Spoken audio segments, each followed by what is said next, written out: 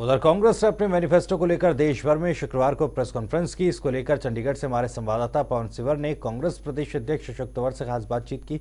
इस दौरान अशोक तंवर ने क्या कहा, आइए सुनते हैं। कांग्रेस घोषणा पत्र को लेकर देश भर में प्रेस कॉन्फ्रेंस कर रही है। चंडीगढ़ में भी आज हरियाणा कांग्रेस के अध्यक्ष अशोक तंवर और पूर्व केंद्रीय मंत्री अश्विनी कुमार ने एक संयुक्त प्रेस कॉन्फ्रेंस की है और कांग्रेस के मैनिफेस्टो को मीडिया के सामने रखा है। तंवर साहब, एक बार फिर जो है वो आपने एक प्रेस कॉन्फ्रेंस यहाँ करते हुए अपना जो कांग्रेस का मैनिफेस्टो है उसको रखा है, लेकिन जो है वो कांग्रेस को मैनिफेस्टो को लेकर हर प्रदेश में हर जो है वो बड़े शहर में जाने की जो जरूरत पड़ी है। क्या इसकी वजह ये है कि आपका मैनिफेस्टो जैसे आया उसके बाद जो है वो देशद्रोह का जो कानून खत्म करने का मसला था उसके ऊपर बीजेपी से आप घिर गए?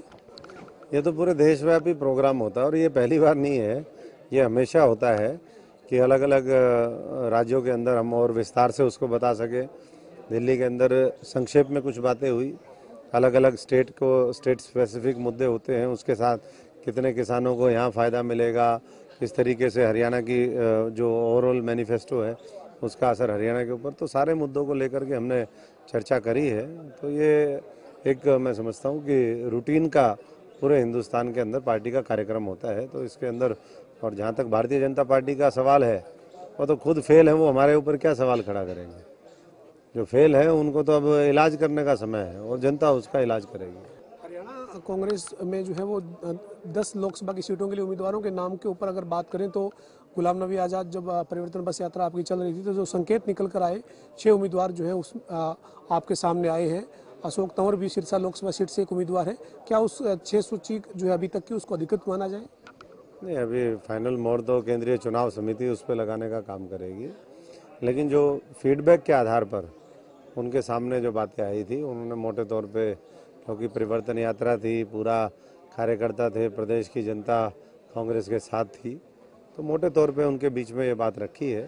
अभी इस हफ्ते में स्क्रीनिंग और जो सीईसी है उसके फैसले होंगे और उसके बाद अधिकृत तौर पर प्रत्याशियों की घोषणा होगी। कब तक उम्मीद कर सकते हैं तौर साहब? इसी हफ्ते में, आने वाले हफ्ते में, क्योंकि यात्रा के बाद जम्मू कश्मीर के दौरे पे थे गुलाम नबी जी, वहाँ चुनाव है, कैंपेन में थे, और मैं समझता हूँ कि 1-2 दिन में, आज या कल में वो आ जाएंगे। उसके बाद हमारी ऑफिशियल मीटिंग्स होंगी और उम्मीदवारों का फैसला होगा। इसके साथ ही हरियाणा कांग्रेस जो है वो क्या अब एकजुट है पूरे तरीके से, या क्या हाईकमान का जो दबाव था उसके चलते जो है वो आप लठ वर्गी है, लठ सा गाड़ देंगे।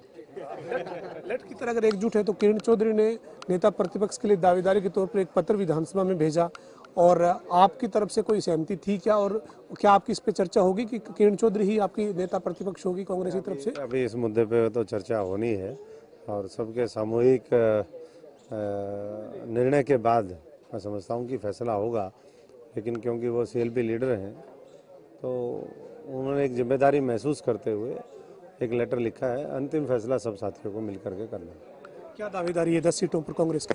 10 की 10 सीटें हरियाणा की, 11वीं सीट चंडीगढ़ की, और आसपास की जो होगी बॉर्डरों पे वो भी लेकर के कांग्रेस पार्टी राहुल जी के नेतृत्व में अगली सरकार बनाएगी।